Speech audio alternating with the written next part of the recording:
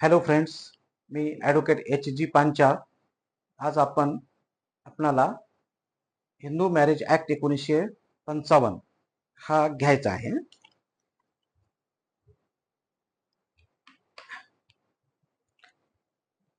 तर आपण मागच्या एपिसोडमध्ये मी आपणाला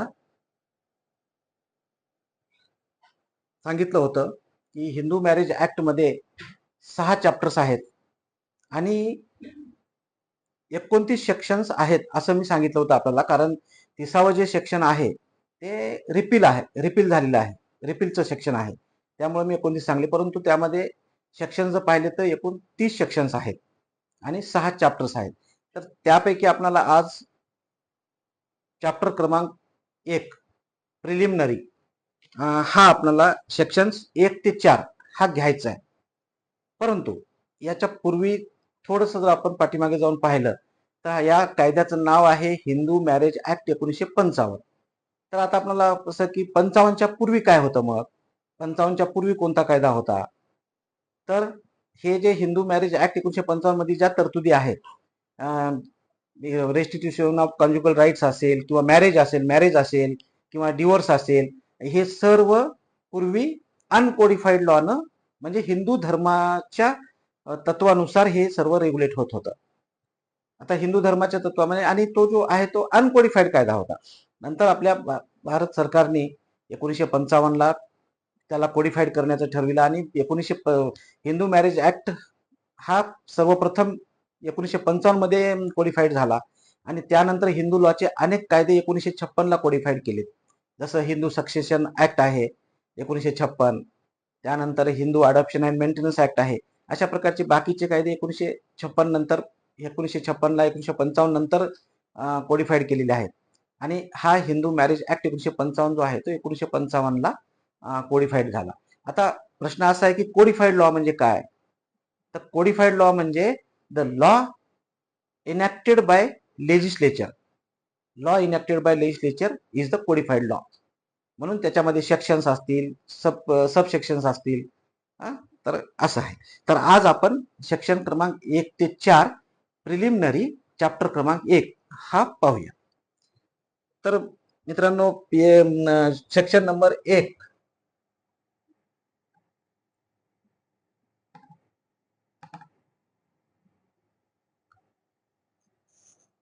सेक्शन 1 मध्ये काय आहे? Short title.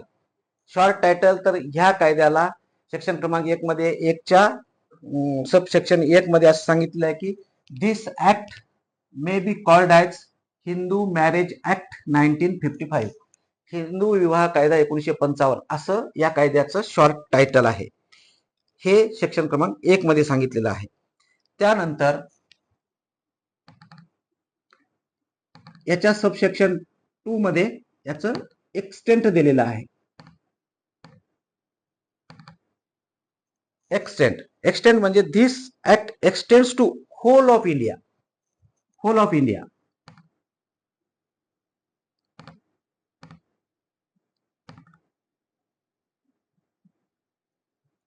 Hole of India. Whole of India म्हणजे काय? Including Jammu and Kashmir. 2019 पूर्वी हे extends to the whole of India except Jammu and Kashmir होतं. परंतु भारतीय राज्यघटनेमधल्या काही तरतुदीनुसार आणि एक ऍक्ट पास करून भारत सरकारनं जे आहे ते 2019 मध्ये ऍक्ट पास केला आणि त्याला जम्मू अँड काश्मीर हे त्यामध्ये इन्क्लूड केलं. आणि आता जवळपास सर्वच कायदे 2019 नंतर extend to the whole of India आहे. आता याचं सेक्शन नंबर 1 मध्ये याचं शॉर्ट टायटल आणि एक्सटेंड दिलेलं आहे. आपल्याला माहित आहे की सर्वच कायद्याचं फक्त भारतीय राज्यघटना जर सोडली तर सर्व कायद्याच्या सेक्शन नंबर 1 मध्ये जे आहे ते त्याचं शॉर्ट टायटल आणि एक्सटेंड दिलेलं असतं. तर आता आपण पाहिलो सेक्शन 1 चं सब सेक्शन 2, त्याच्यामध्ये एक्सटेंड होल ऑफ इंडिया आहे. आता याच्यामध्ये whole of India including Jammu and Kashmir हे आहे. त्यानंतर प्लस आणखीन काय आहे? तर हा कायदा भारताच्या ज्या ज्या प्रदेशाला लागू होतो त्या प्रदेशामध्ये जर कोणी डोमिसाईल असेल, कोणी रहिवासी असतील, तर असे जर तात्पुरते भारताच्या बाहेर जरी राहत असतील तर त्यांना देखील हा कायदा लागू होतो. Means plus it the act extends to the such persons who are domiciled in the territory to which this act applies and who are temporarily residing out of India. म्हणजे भारताच्या बाहेर जरी राहत असतील परंतु ते भारताचे रहिवासी आहेत, भारताचे डोमिसाइल्ड आहेत, हा कायदा भारताच्या ज्या ज्या प्रदेशाला लागू होतो, ज्या ज्या प्रदेशाला म्हणजे जम्मू अँड काश्मीरला पण लागू होतो, तर जम्मू अँड काश्मीरचे जरी ते डोमिसाइल्ड असतील आणि सध्याला ते भारताबाहेर जरी राहत असतील तर त्यांना देखील हा कायदा लागू होतो, हिंदू मॅरेज ऍक्ट 1955. म्हणजे हे सेक्शन 1 आणि 2 मधलं हे झालं याचं शॉर्ट टायटल आहे एक्सटेंट. आता आपण सेक्शन 2 मध्ये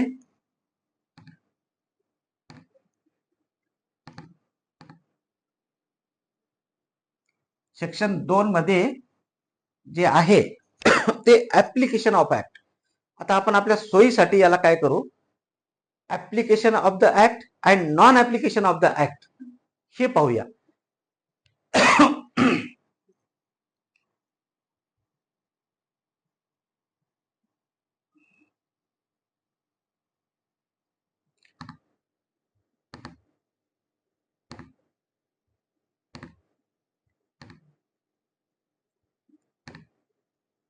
application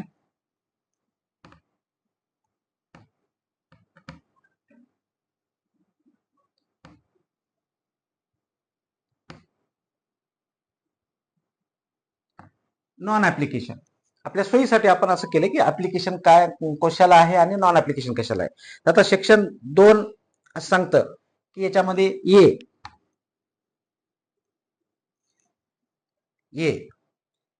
to any person who is a Hindu by religion in any of its forms और डेव्हलपमेंट्स इन्क्लुडिंग वीरशैव, लिंगायत और follower of the Arya Samaj, प्रार्थना समाज और ब्रह्मो समाज.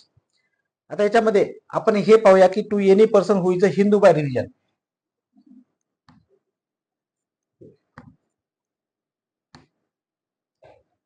Any person who is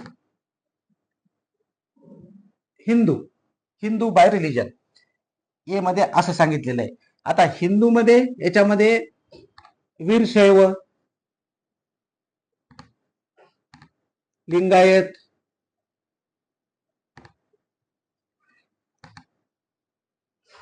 and followers of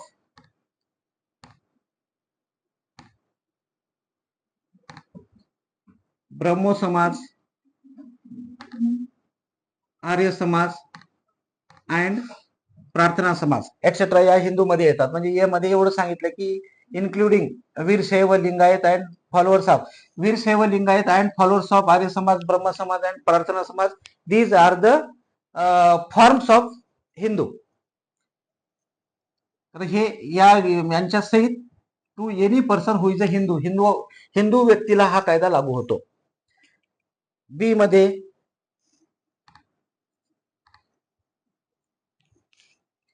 to any person who is Buddhist, Jain,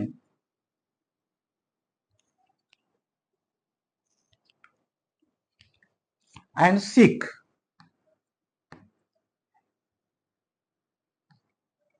जो Buddhist असेल, जैन असेल, सिख असेल तर यांना देखील हा हिंदू मॅरेज ऍक्ट 1955 हा ऍप्लिकेबल होतो.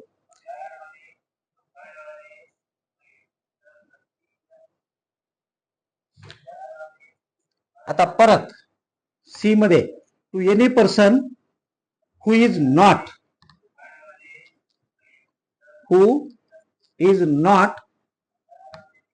मुस्लिम, क्रिश्चियन,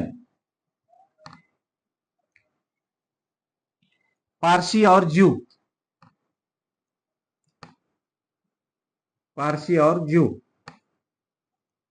म्हणजे who is not Muslim, who is not Christian, who is not Parsi और हु इज नॉट ज्यू या व्यक्तींना आणि जे who are domiciled in territory of India यांना हा कायदा लागू होतो.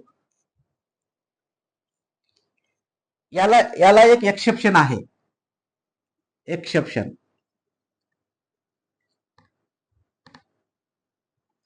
हा व्यक्ती हिंदू आहे डायरेक्टली असं म्हणलेलं नाही, परंतु हा व्यक्ती एवढं माहित आहे की निश्चितच मुस्लिम नाही, ख्रिश्चन नाही, ज्यू नाही आणि पारशी नाही. असा जर व्यक्ती असेल तर मग हू एव्हर इट मे बी त्याला लागू होतो अंटिल अँड अनलेस. त्याला एक एक्सेप्शन दिलेलं आहे, अंटिल अँड अनलेस की it is proved that any such person would not have been governed by the Hindu law or by any custom or usage as part of that law in respect of any of the matters dealt with herein if this act had not been passed. जर असं सिद्ध केलं की असा व्यक्ती की जो मुस्लिम नाही, मुस्लिम नाही, ख्रिश्चन नाही, ज्यू नाही आणि पारशी नाही असा व्यक्ती, आणि त्या व्यक्तीला जर हा हिंदू मॅरेज ऍक्ट 1955 पास झाला नसता तर यापूर्वी जो कोणता कायदा हिंदू लॉ होता किंवा हिंदू लॉ मधली कस्टम किंवा युसेज होता, तो युसेज कस्टम किंवा तो हिंदू लॉ या व्यक्तीला ऍप्लिकेबल नव्हता, ही बाब जर सिद्ध झाली तर मग याला हा लॉ ऍप्लिकेबल होणार नाही. हे एक्सेप्शन आहे. आणि जर ही बाब सिद्ध होत नसेल तर मग who is not Muslim, who is not Parsi, who is not Jew, who is not Christian असा व्यक्ती असेल तर त्याला देखील हा कायदा लागू होतो. मग आता हा कायदा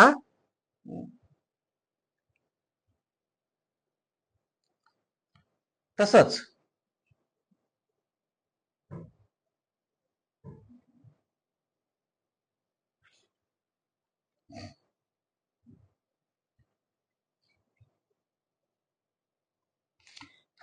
तर यांना हा कायदा लागू होतो. आता नॉन ऍप्लिकेशन काय आहे मग याचं?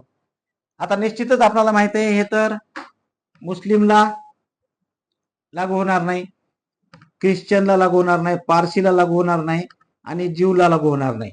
हे तर आपण पाहिलेच. मुस्लिम, ख्रिश्चन, पारसी, ज्यू यांना Hindu marriage act 1955 is not at all applicable. त्यानंतर यामध्ये आणखीन एक आहे, पर्सन्स ऑफ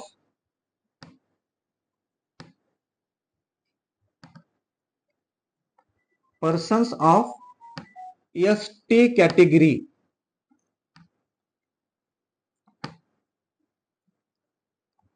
एसटी कॅटेगरीच्या व्यक्तींना देखील हा कायदा लागू होणार नाही, नॉन ऍप्लिकेशन लागू होणार नाही. त्याला देखील एक एक्सेप्शन आहे.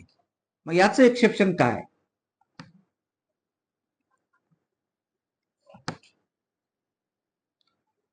याला एक्सेप्शन असं आहे की जर सेंट्रल गव्हर्नमेंटनी by way of notification in the official gazette official notification काढून जर स्पेसिफिकली हा कायदा एसटी कॅन्डिडेट्सला, एसटी कॅटेगरीच्या पर्सन्सला लागू होईल असं जर बाय वे ऑफ नोटिफिकेशन जर त्यांनी प्रसिद्ध केलं तर हा कायदा या एसटी कॅन्डिडेटला लागू होईल, अन्यथा या एसटी कॅन्डिडेटला हा कायदा लागू होणार नाही. म्हणजे एक्सेप्शन आहे की जर गव्हर्नमेंटने बाय वे ऑफ नोटिफिकेशन जर प्रसिद्ध केलं तर लागू होईल, हे झालं exception. And in general Hindu marriage act 1955 is not applicable to the persons of ST category.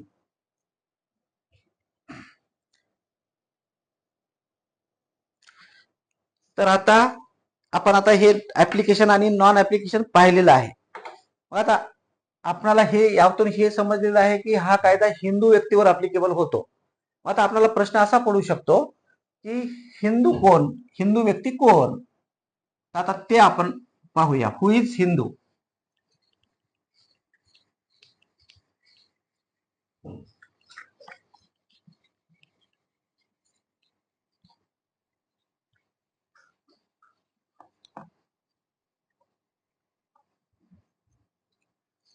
Who are Hindu?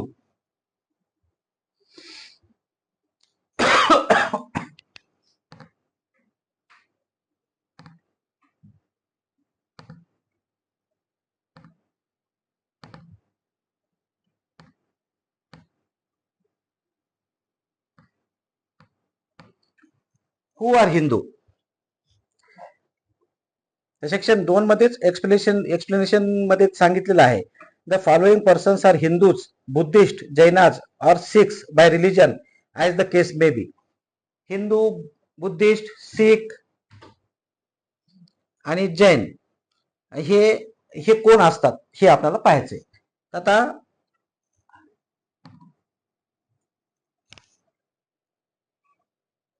Any child legitimate और illegitimate both of whose parents are Hindus, Buddhist, Jainas और सिख्स बाय रिलीजन. म्हणजे एनी चाइल्ड ज्याचे दोन्ही both parents are Hindus और Buddhist,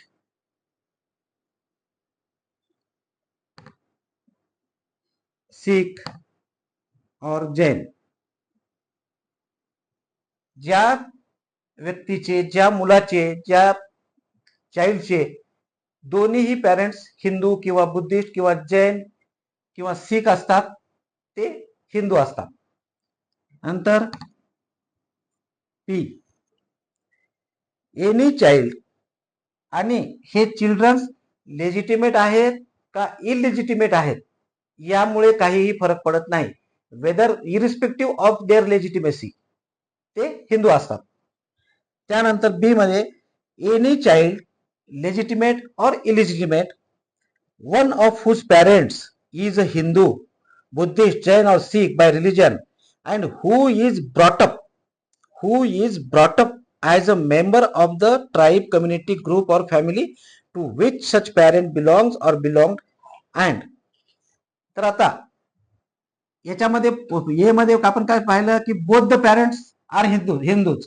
बी मध्ये काय की any one of parents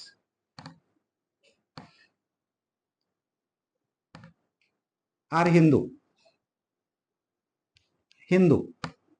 मी हिंदू म्हणलं की हिंदू, जैन, बुद्धिस्ट, सिख इत्यादी आलं. तर एनी वन ऑफ पेरेंट्स जर हिंदू असेल, एखाद्या चाइल्डचा any one of the parents जर हिंदू असेल आणि ज्या कोणत्या धर्माच्या पॅरेंटच्या सारखे ज्या कोणत्या धर्मानुसार त्याचे जे ब्रॉटअप म्हणजे त्याचं पालन पोषण, त्या लेकराचं पालन पोषण जर ज्या पॅरेंटच्या धर्मानुसार झालेला आहे तो त्या धर्माचा म्हणजे जर हिंदू धर्माचा तशा वेळेस तो समजला जाईल. जर उदाहरण घ्यायचं झालं तर ए नावाचा व्यक्ती मेल हिंदू आहे आणि बी नावाची जे फिमेल आहे ती मुस्लिम आहे आणि या दोघांचं जे आहे ते हिंदू कायद्यानुसार जर लग्न झालं असेल आणि त्याचं जर हिंदू धर्मानुसार जर त्याच्यापासून जन्मलेले अपत्याचं लेकराचं जर हिंदू धर्मानुसार जर पालन पोषण झालं असेल तर ही इज अ हिंदू. त्यानंतर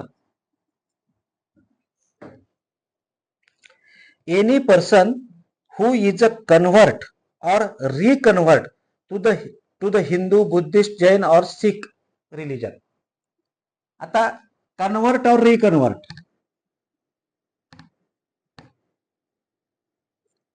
convert is a Hindu,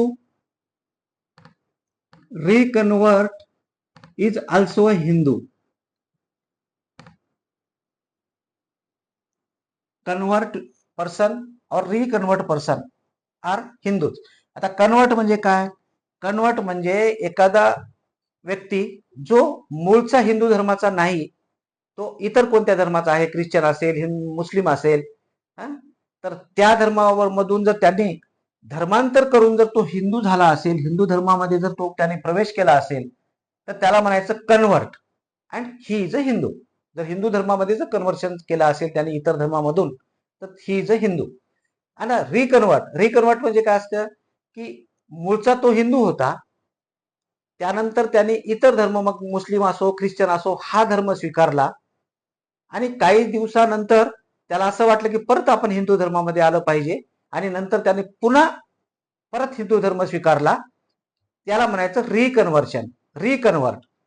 आणि असा जर रिकन्वर्ट होऊन जर परत हिंदू मध्ये जर आला असेल तर ही इज ऑल्सो हिंदू. ठीक आहे. आता सेक्शन 2चं सबसेक्शन 2 काय सांगते की notwithstanding anything contain in subsection 1 nothing contain in this act shall apply to the members of any schedule tribe within the meaning of. तर मी पूर्वी सांगितल्याप्रमाणे हे जे काही मी आता सांगितलं हे एसटी कॅटेगरीच्या पर्सन्सला जे आहे ते ऍप्लिकेबल होणार नाही. त्यानंतर 3 सबसेक्शन 3 काय सांगतं की the expression Hindu in any portion of this act shall be construed as if it included a person who, though not a Hindu by religion, is nevertheless a person to whom this act applies by virtue of the provisions contained in this section. म्हणजे हिंदू हिंदू आता वर आपण म्हणजे पाहिलं त्याप्रमाणे तर हिंदू आहेतच, पण असा व्यक्ती जो who is not a Muslim, who is not a Christian, who is not a Parsi, who is not a Jew, हे व्यक्ती देखील यामध्ये हिंदू म्हणून येतील. तर आज आपण सेक्शन 1 आणि 2 पाहिलेले आहेत आतापर्यंत.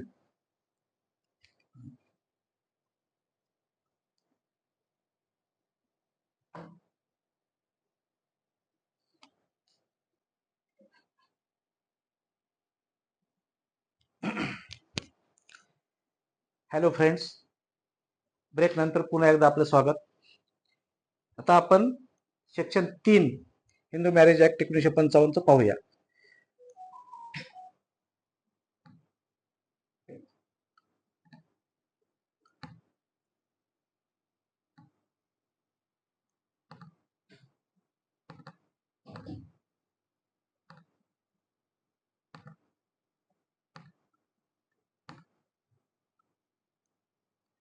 सेक्शन 3 मध्ये डेफिनेशन्स दिलेले आहेत. त्यामध्ये सेक्शन 3 मधलं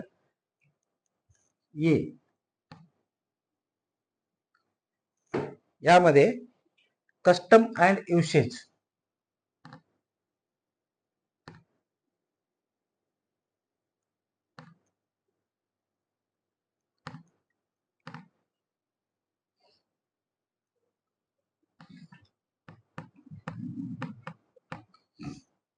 कस्टम अँड युसेज. आता युसेज, कस्टम अँड युसेज, आता बेर ऍक्ट मध्ये काय दिले? The expressions custom and usage signify any rule which having been continuously and uniformly observed for a long time and obtained the force of law among Hindus in any local area, tribe, community, group or family, provided that the rule is certain and not unreasonable or opposed to public policy, and provided further that in the case of a rule applicable only to a family, it has not been discontinued by the family. आता आपल्याला पाहावं लागेल. आता custom आणि usage हे दोन वेगवेगळ्या terminology आहेत.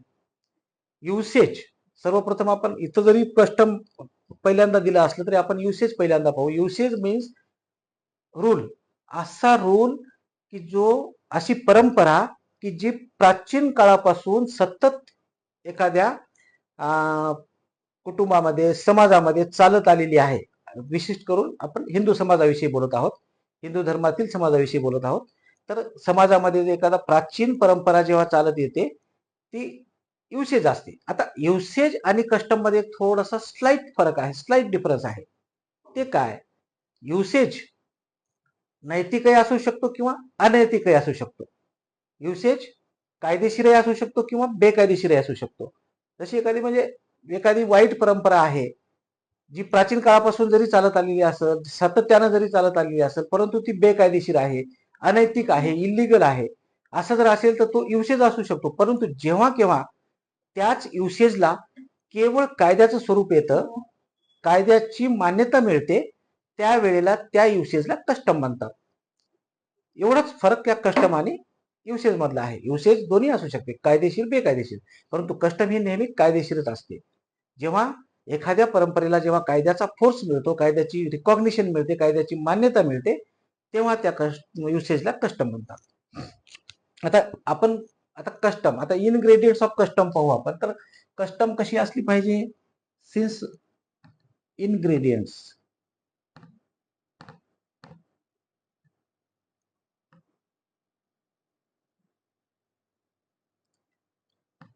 इन्ग्रेडियंट जर पाहिले तर सिन्स लॉंग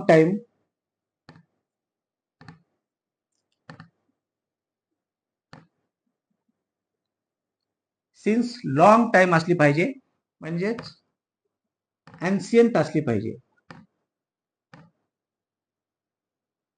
म्हणजेच एन्शियंट म्हणजे प्राचीन काळापासून असं पाहिजे आणि ती कंटिन्युअस पाहिजे. प्राचीन काळापासून चालत आलेली असली पाहिजे आणि कंटिन्युअस पाहिजे.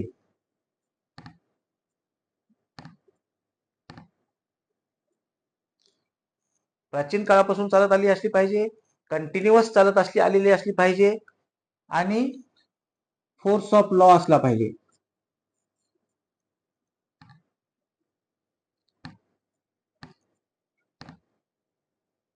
Recognised by law,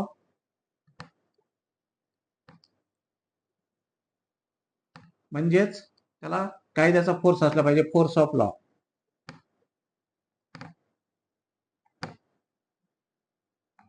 force of law असलं पाहिजे. तसंच ती सर्टन असली पाहिजे.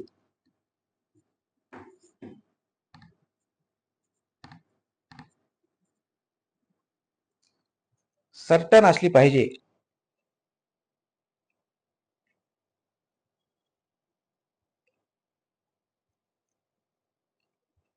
आणि अनरिजनेबल असली पाहिजे.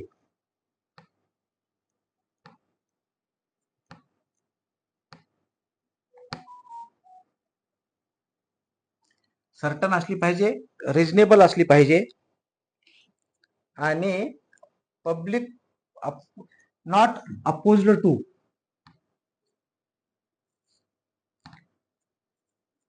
Not opposed to public policy.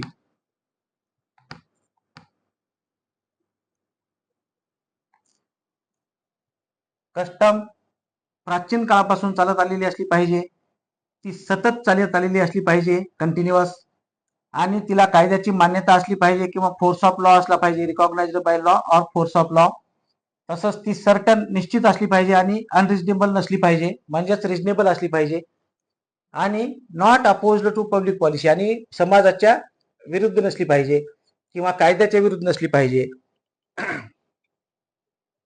आणि परत जर एखादी परंपरा अशी आहे की जी फक्त एका कुटुंबामध्येच पाळल्या जाते, अशा कुटुंबापुरती मर्यादित जर एखादी कस्टम असेल तर ती कस्टम त्या कुटुंबाने तिला कधी डिस्कंटिन्यूड झालेली नसली पाहिजे, केलेलं नसलं पाहिजे. नॉट डिस्कंटिन्यूड.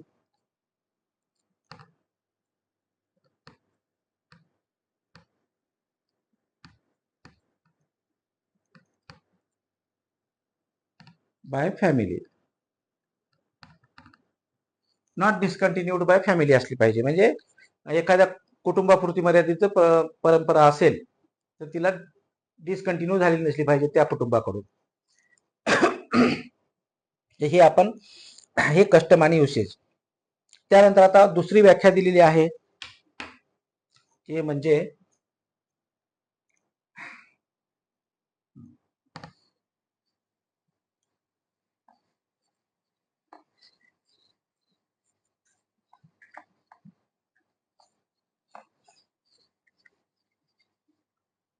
District court. आता दुसरी व्याख्या बी,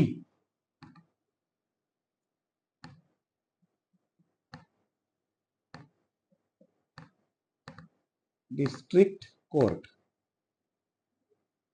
यामध्ये एवढंच सांगितलं की डिस्ट्रिक्ट कोर्ट कोणतं असतं, कोणत्याला कोर्टाला डिस्ट्रिक्ट कोर्ट म्हणायचं. तर means in any area where is a city civil court, म्हणजे ज्या मेट्रोपॉलिटन सिटीज असतात त्या ठिकाणी सिटी सिव्हिल कोर्ट असतात. ज्या ठिकाणी सिटी सिव्हिल कोर्ट आहे त्या ठिकाणी सिटी सिव्हिल कोर्ट म्हणजे डिस्ट्रिक्ट कोर्ट, हे असं दिलेलं आहे. त्यानंतर इन एनी अदर एरिया, जे मेट्रोपॉलिटन सिटीच्या वेगळ्या काही इतर सिटीमध्ये, इतर जिल्ह्यांमध्ये जे काही ओरिजिनल ज्युरिडिक्शनचं, सिव्हिल ओरिजिनल ज्युरिडिक्शनचं जे कोणतं प्रिन्सिपल कोर्ट असेल ते principal court is the district court असं दिलेलं आहे.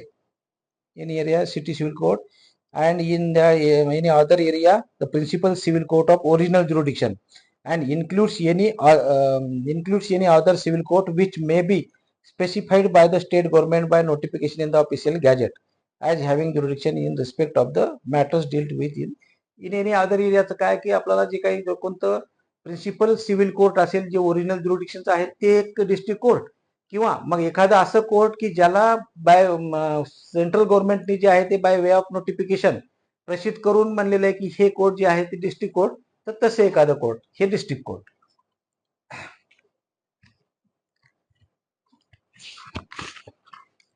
आता सी मध्ये आपल्याला व्याख्या दिलेल्या आहेत. फुल blood and half blood.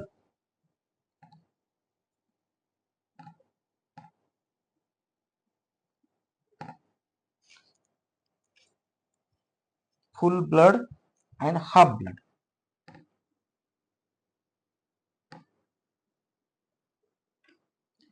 Full blood आणि हाफ ब्लडचे जे रिलेशन असतं हे आपल्याला सब क्लॉज सी मध्ये दिलेलं आहे. तर आता फुल ब्लड म्हणजे काय असतं? फुल ब्लड म्हणजे सख्खे बहीण भाऊ, सख्खे भाऊ भाऊ, सख्या बहिणी बहिणी ज्या एकाच रक्ताचे आहेत, ज्यांचे आई आणि वडील एकच आहेत, असे जे लेकरं असतात त्यांचे जे ब्लड आहे फुल ब्लड, ते जे रिलेशन आहे ते फुल ब्लड रिलेशन आहे. आणि आता हाफ ब्लड म्हणजे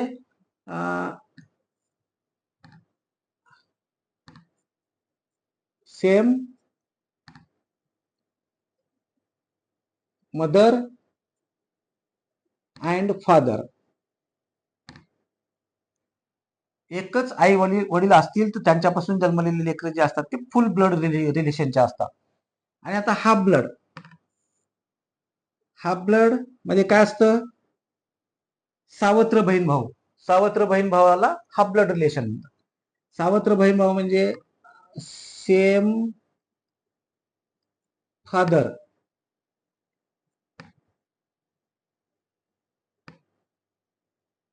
and different mother's.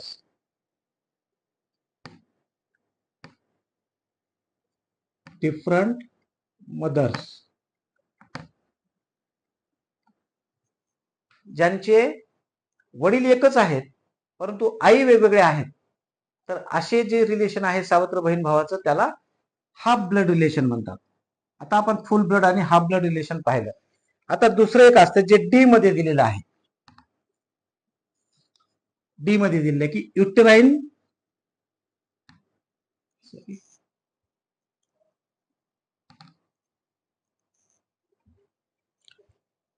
Uterine blood.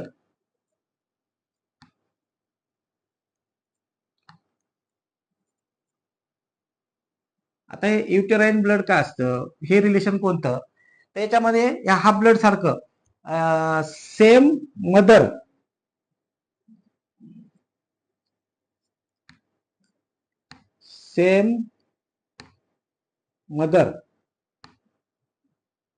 And different fathers.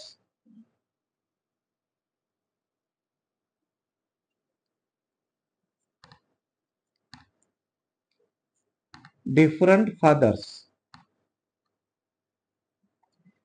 आपण याला मराठीमध्ये दूध भाऊ, दूध बहीण असं पण म्हणतो, ज्याच्यामध्ये आई एकच असते परंतु वडील मात्र दोन असतात किंवा वेगवेगळे असतात.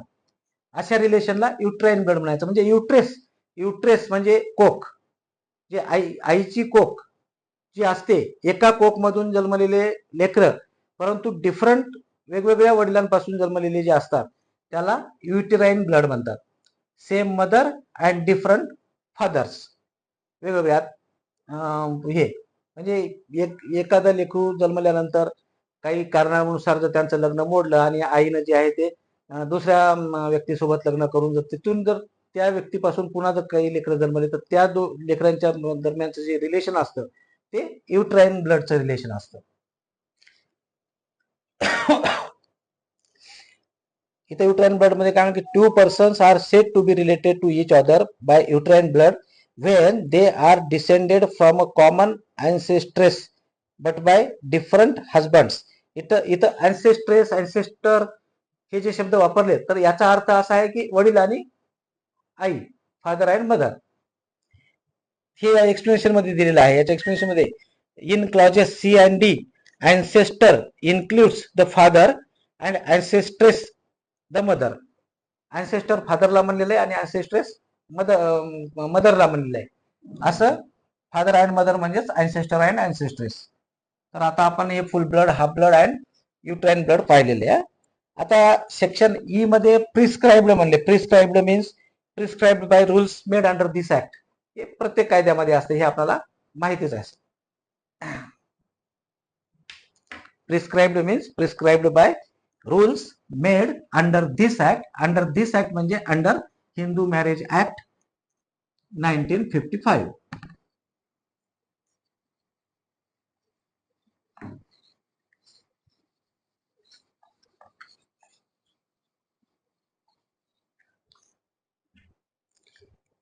आता त्यानंतर एफ मध्ये आहे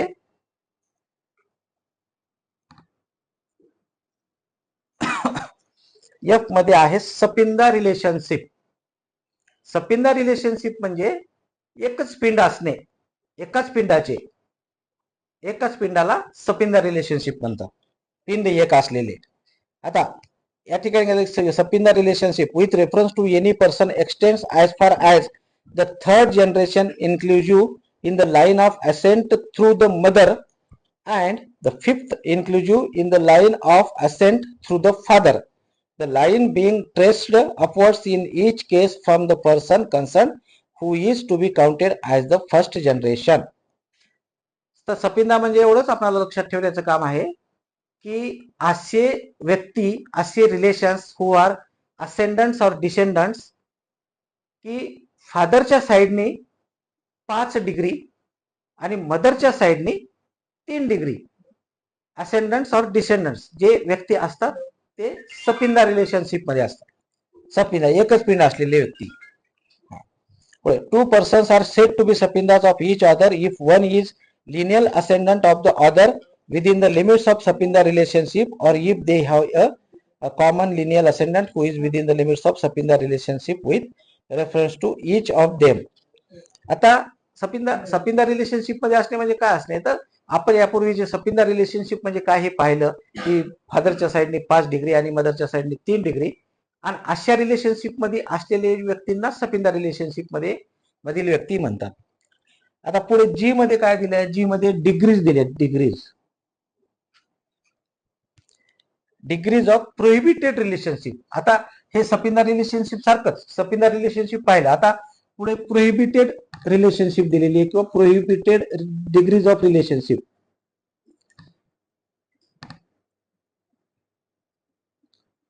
prohibited degrees.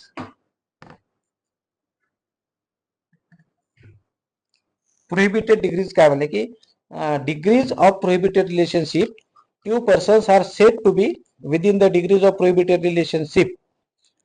One, if one is lineal ascendant of the other. जर लिनियल असेंडंट सपिंदा रिलेशनशिप सारखे जर लिनियल असेंडंट असतील तर ते त्यांच्यामध्ये लग्न वगैरे होणार नाही. प्रोहिबिशन म्हणजे काय, प्रोहिबिशन टू मॅरी, लग्न करण्यासाठी प्रतिबंध. तर अशा व्यक्तींमध्ये लग्न होणार नाही, म्हणजेच they are in prohibited degree. तर लिनियल असेंडंट्स जे असतात ते प्रोहिबिटेड डिग्री मध्ये आहेत.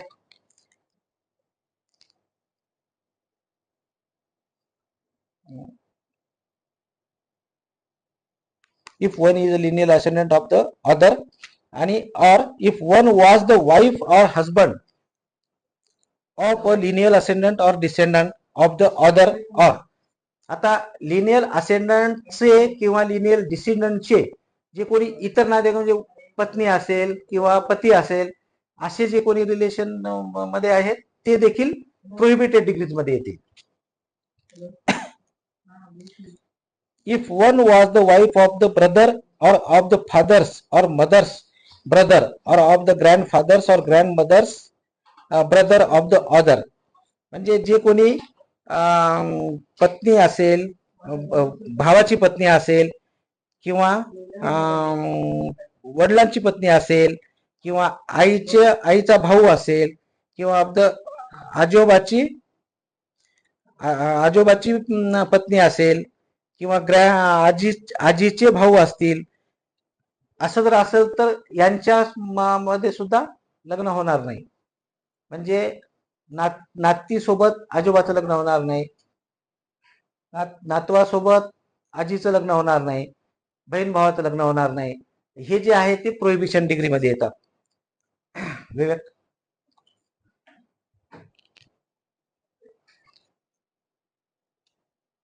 नाही हे का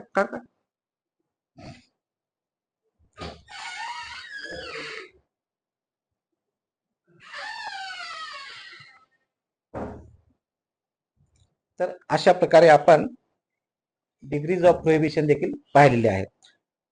आता सेक्शन 4 जर पाहिलं तर overriding effect of the act. Save as otherwise expressly provided in this act, any text, rule, interpretation of Hindu law or any custom or usage as part of that law enforced immediately before the commencement of this act. या कायद्याच्या पूर्वी जे कोणते law असतील या संबंधामधले, तर ह्या कायद्याने ते जे आहे ते रिपील केले. ओव्हरराईड इफेक्ट झाला या कायद्याचा. Any other law in force immediately before the commencement of this act shall cease to have effect in so far as inconsistent with any of the provisions contain in this act. तर अशा प्रकारे हे section 4 आहे. तर असे आपण आज section 1 ते 4 पाहिलेले आहेत आणि आज आपण इथेच थांबू. पुढे आपण सेक्शन 5 जे इसेन्शियल्स ऑफ हिंदू मॅरेज आहेत ती घेऊ. धन्यवाद.